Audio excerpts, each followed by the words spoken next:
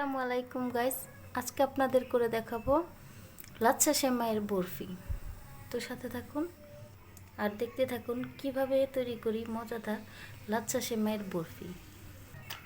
বনফুল লাচ্ছা সেমাই দিয়ে আজকে আমি তৈরি করব লাচ্ছা সেমাইয়ের বরফিটা। তো এর জন্যই লাগছে আমাদের প্রথমেই লাগছে 1 টেবিল চামচ ঘি। তো আমি প্যান গরম করে এই 1 টেবিল চামচ ঘি এখানে দিয়ে দিলাম। এখন ঘিটা গরম হতে হতেই এর মধ্যে দিয়ে দিলাম কিশমিশ, কাজু বাদাম আর পেস্তা বাদাম। এটাকে সামান্য ভেজে নিব। এখন এর মধ্যে দিয়ে দিব বনফুল লাচ্ছা সেমাই। কিছুক্ষণ নাড়াচাড়া করে হালকা আছে এটা ভেজে নিব। তো এর মধ্যে দিয়ে দিলাম কিছুটা চিনি, সামান্য লবণ স্বাদের জন্য। এখন এটাকে কিছুক্ষণ নাড়াচাড়া করব। এর মধ্যে এখন দিয়ে দিব কিছুটা গুঁড়া দুধ।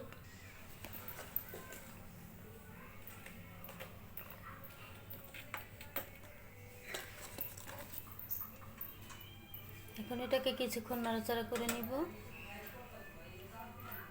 এর মধ্যে দিয়ে দিব সামান্য পরিমাণ দুধ।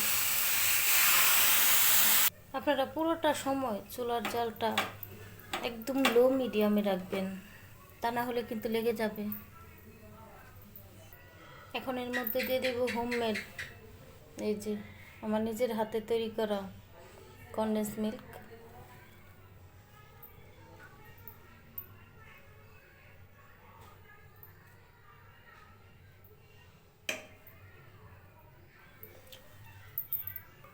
এখন এটাকে ভালোভাবে মিক্স করব। আমি সেমাইটাকে লালচে করে ভেজেছি, তাই এটার কালার একটু লালচে কালচে হয়েছে। আপনারা যদি সাদা কালার চান তাহলে এটাকে একটু কম করে ভাজবেন। তো তৈরি হয়ে গেল আমাদের লাচ্ছা সেমাইয়ের বরফি। এখন এটাকে সার্ভ করার পালা। তো আপনারা এটাকে যে যার ইচ্ছা মতো শেপ দিতে পারবেন। আমি রাউন্ড শেপ করে দিয়েছি এটার মধ্যে। তো এভাবে আপনারা এটাকে রাউন্ড শেপ দিতে পারেন। আমি একটা মেজারমেন্ট একটা কাপ নিয়েছি, একটা চামচ, ওই চামচের মধ্যে এইভাবে এটাকে রাউন্ড শেপ দিচ্ছি। এই যে, এই তো হয়ে গেল। এই যে এভাবে আপনারা বাসায় তৈরি করতে পারেন হোমমেড লাচ্ছির বরফি। আপনারা এটাকে ফ্রিজে রেখে ঠান্ডা করে খাওয়ার চেষ্টা করবেন, তাতে এর স্বাদ দ্বিগুণ বাড়ে। এখন এর মধ্যে একটু সামান্য গুঁড়ো দুধ ছিটিয়ে দিব।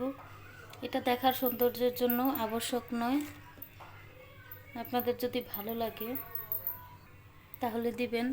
গুঁড়ো দুধের টেস্টটা আমার কাছে খুবই ভালো লাগে, তাই আমি উপরে একটু সার্ভ করার জন্য দিলাম। আমার এই রেসিপিটা আপনাদের কাছে ভালো লাগলে অবশ্যই আমাকে সাপোর্ট করবেন। যারা ফেসবুক থেকে দেখছেন তারা অবশ্যই লাইক কমেন্ট করবেন, পারলে ফলো দিবেন। আর যারা ইউটিউব থেকে দেখছেন তারা প্লিজ সাবস্ক্রাইব করবেন।